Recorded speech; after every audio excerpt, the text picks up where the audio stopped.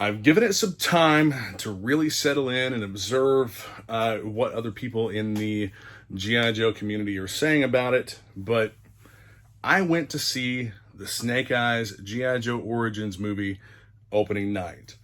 I went with a friend who is pretty diehard into the comic book lore, and a friend who has no connection whatsoever to G.I. Joe, and his girlfriend who has probably even less of a connection to G.I. Joe. Myself, I don't have the comic book connection from my childhood. I grew up watching the cartoon and playing with the toys, but I never really got into the comic books. As a matter of fact, I didn't read any of the comics until just a few years ago when I started reading the IDW version. Now, as far as our takes on the G.I. Joe movie, my friend who's really into the comics, he's a little bit older than me, really into the comics and action figures. His take on it was that he absolutely hated it. My friends who did not have the connection to G.I. Joe enjoyed the movie for the movie that it was. Myself, I'm torn. I love the fact that I got to go see something that I really enjoy on the big screen, live action, and got to see these characters be brought to life, Snake Eyes and Storm Shadow. But at the same time, it's a little disgruntling that it's a little discouraging that everything about these characters was changed. The origin story for Snake Eyes was completely changed from what it is in the comics. We didn't really have an origin in the cartoon, but we have had other minorly different origins throughout the different cartoon series and whatnot, and even a different origin with the Rise of Cobra movie. I think it was Rise of Cobra. I've seen that one in Retaliation one time each. I don't really care to watch them again, but in one of those movies we did have an origin story for Snake Eyes. The canonical origin story for Snake Eyes is that he was a Vietnam veteran. While he was away, he came home to find that his family had been killed in a car crash, and ended up he served in the military with Tommy Arashikage, who is Storm Shadow, and he and Tommy had become very good friends or brothers. And Tommy had told him that he wanted to show him his life, that he would bring him to Japan and introduce him to his family. Well, Snake Eyes had no family, and because they were killed, obviously. So he ended up seeking out Tommy and becoming part of the Arashikage clan. Now, there's a lot more to this story about the assassination of Tommy's uncle and them trying to blame Snake Eyes for it, and Snake Eyes flee. Just there's a lot to it. I'm not going to go into super deep detail with it, but anyway, you can see where the story's going. He gets recruited by G.I. Joe. He ends up going on a mission and becomes horribly disfigured in a helicopter crash, and that's why he can't speak, and you don't see his face because he has terrible scars. So the new Snake Eyes G.I. Joe Origins movie completely retcons every bit of that and makes him out to be the bad guy for the majority of the movie. I don't like that they've made this character out to be a bad guy for most of this movie. I mean, he's working for the Yakuza or Mafia, and he basically he betrays Storm Shadow multiple times. They make Storm Shadow out to be the good guy and his family. He betrays Storm Shadow and his family multiple times, and there's no There's no assassination or framing for that assassination. Nothing like that. It's all very weird. And then in the movie, you have these giant snakes, and they call them pit vipers. Well, these weren't pit vipers. They were just big, cartoonishly giant snakes in a pit. Those, and this is, I'm not going to try to get into too much spoilers with this video, but anyway, for me, seeing the giant snakes and then the whole mystical stone thing, that was kind of cartoonish. It reminded me of the cartoon quite a bit, and I didn't dislike it, but it just seemed out of place. There's a lot of stuff in the movie that seemed out of place, and there's a whole thing with Snake Eyes' dad that it goes into. And if you've watched the movie, you know what I'm talking about. And if you haven't seen it, by now you're probably not going to. It's just different. It's weird, and it seems like it almost seems like they took a stock script and applied characters loosely based on G.I. Joe characters to a stock script. It's really nothing that we've ever seen to do with G.I. Joe before.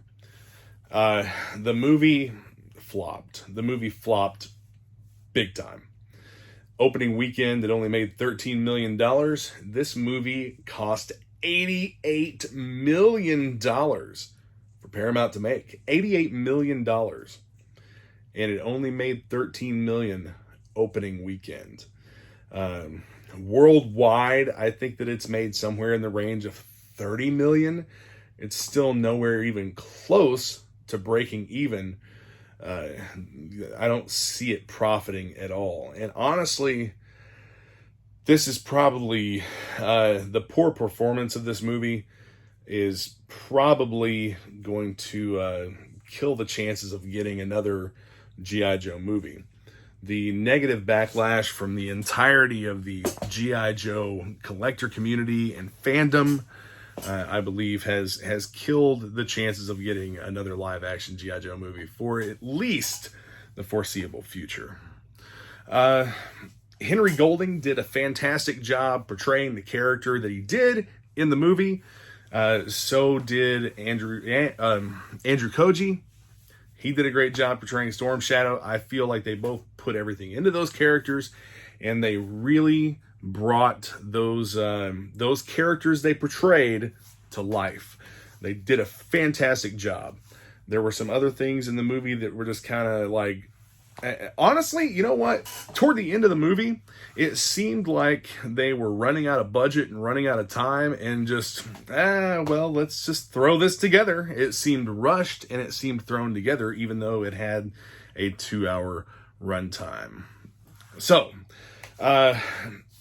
let's get into a little bit of details with the controversy surrounding the movie and the quote-unquote hailed creator, which is debatable, but we'll get into that as well. There's so much to unpack here. So let's talk about some of the stuff that's been shared on social media and discussed on social media. The changes that were made to the movie, made to the character, mainly the race swap. A lot of people see this as basically just being for the sake of appealing to a broader audience or a specific targeted audience. It's almost as if they were trying to appeal more to the Asian market than what they were the American fan base of the original canonized Snake Eyes figure, or Snake Eyes character.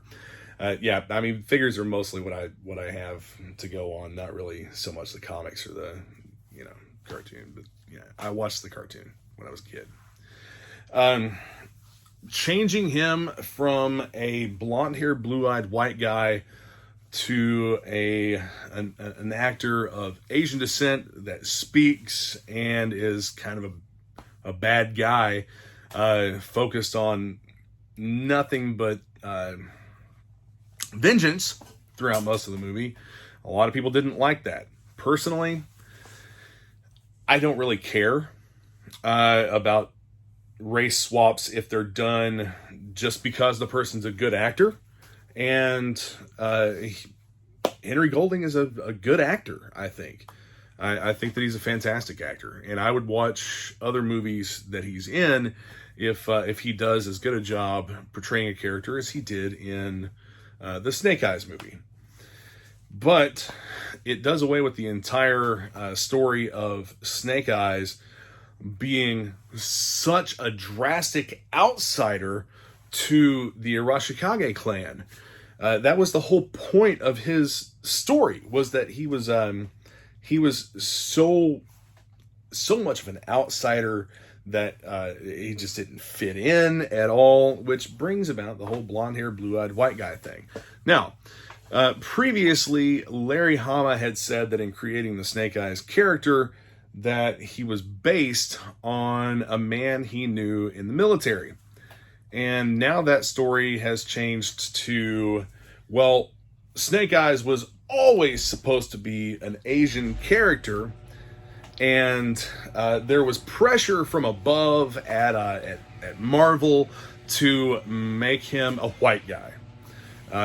Basically, now Larry Hama is saying that the entire story for the last 35, almost 40 years was built on racism.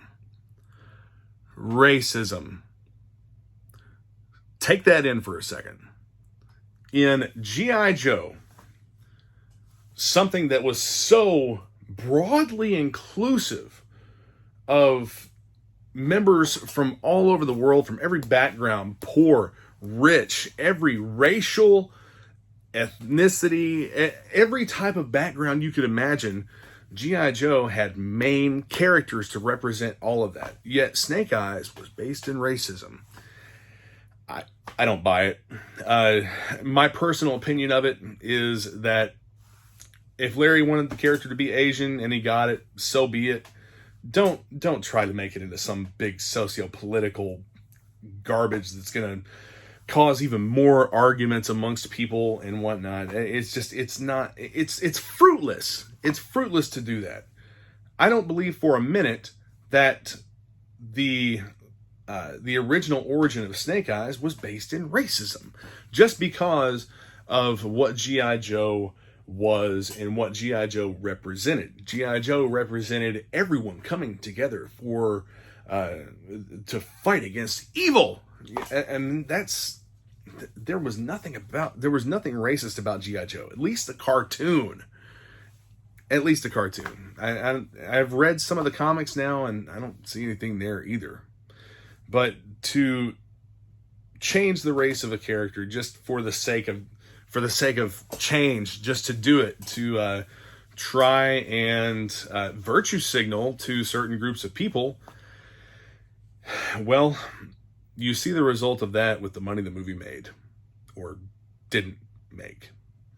The fans, might I add, fans of multiple racial backgrounds, saw a problem with that.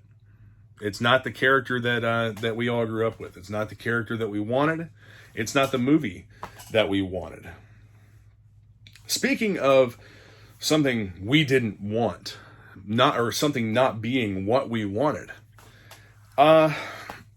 Honestly, having a Vietnam vet in a 2021 setting, I don't really want to watch a movie based in 1982.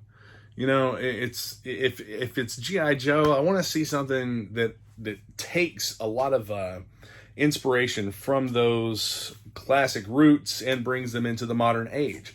This could have just as easily have been an Afghanistan war veteran, same storyline, just update events and update the time for it. But some people seem to believe, and not saying you're wrong, but some people seem to believe that we as fans don't deserve, don't quote unquote deserve. We're not entitled to anything from the owner of the intellectual property. We're not entitled to anything that Larry Hama has a hand in, and that we should just accept whatever they dish out and take it for what it is, and be happy with what we get. Well, in some ways I can see that being true. We don't own it, so I mean, we're not entitled to any of it, and no man is entitled to the labor and production of another man. Nobody's entitled to that. But at the same time, I can kind of see how, yeah, as fans, we are entitled to get what we want, because it's our wallets that make these things possible. Our parents, because of us begging for them, us working, mowing lawns and stuff, things that kids used to do when we were younger, 20, 30 years ago. We would buy these products. We would buy these comic books. We would watch these cartoons. I compare it to football and other sports. I asked a friend of mine a while back, it's been a few years, but I asked a friend of mine, why is it that when you talk about football, you act as though you're one of the players? You act as though you're part of the team. When your favorite team wins your sports ball game, you talk about it in terms of, we did this, we did that, we won. Man, we really got beat. I said, why is that? I said, all you're doing is watching.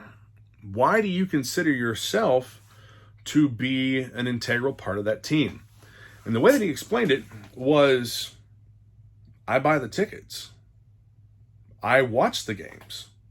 I pay for the pay-per-views. Those seats in the stadium, they're filled by me and those like me.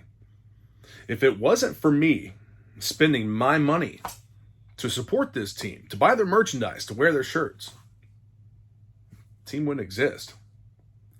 The team wouldn't make money if it wasn't for sponsorships, if it wasn't for the fans. Do you think a team would be around very long if the stadiums had nobody in the seats? And that resonates with the issue at hand of the fandom feeling entitled to get what they want out of the intellectual property that's owned by Hasbro, Paramount. We are entitled because we're the ones that buy the products. We're the ones that make the product possible. Because what happens to a toy line if it doesn't sell? What happens to any merchandise line if it doesn't sell? The company discontinues it because it's not viable. They are concerned about making profits, as any company should be. And without us, the consumer, the fan, the product doesn't exist. One of the big responses that I've seen to this is, not my Snake Eyes. People talking about the fact that it's a completely different Snake Eyes from what we, the fan base, feel is quote unquote our Snake Eyes. And what we mean by our Snake Eyes is just what we're used to, what we've paid for, what we've bought, what we grew up with in comic books and whatnot. And Larry Hama's response to that was, yeah, he actually posted this. Yeah, it's not your Snake Eyes, it's mine.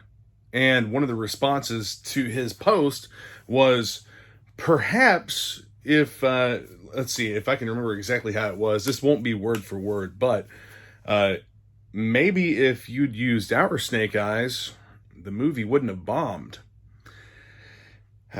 Not wrong at all. As a matter of fact, that's quite right, in my opinion. The movie probably would have done a lot better if it had been something that the fans, the fandom, actually wanted. And this isn't what the fandom wanted. At the same time, you can also say that, maybe the G.I. Joe fan base just isn't big enough to support a feature-length film. We're not the Star Wars community. We're not the Marvel community. I would say that the G.I. Joe fandom is actually kind of small in comparison to those other fandoms that do have a cinematic universe. We would all love to see our favorite characters and stories on the big screen in a live production. But we may just not have enough people to fund something like that. I mean, but still, you're talking about your Snake Eyes, Larry. Your Snake Eyes made $13 million opening weekend and cost $88 million to make. Maybe it wasn't the best choice, but props to you for having something you wanted be presented in a theatrical release. I know there's stuff that I left out, that I have left out. I probably got a little bit of the origin story wrong. I'm not using note cards or anything. This is just something that I've been planning out in my fat head. I really wanted to put this video out and talk about it, but you have a lot of division over this in the G.I. Joe groups on social media, all together. You have one side that says, well, we should just accept it and take it for what it is, go see it, support it because we want G.I. Joe to live on. We need to bring new people in, and this is going to do that. Obviously, it really didn't, but aside from that, those people take anyone who didn't like the movie and immediately throw a label on them, regardless of their reasons for not liking the movie. They immediately call them racist. They immediately call them entitled. Or any other type of insult, us versus them insult they can throw at these people. Just because they didn't like something or something that the company put out wasn't what these people expected. And expectations are everything when it comes to this stuff. And then you also have the people who don't like it and immediately start doing the same thing. They start throwing insults at the people who liked it and accuse them of blind consumerism. You'd buy a rock if it had G.I. Joe painted on the side. You're just a woke libtard, lefty, whatever, commie. Politics aside, you need to be able to enjoy something for what it is or dislike it for what it is. But you really shouldn't hate and get into this us versus them mentality the people who did like it.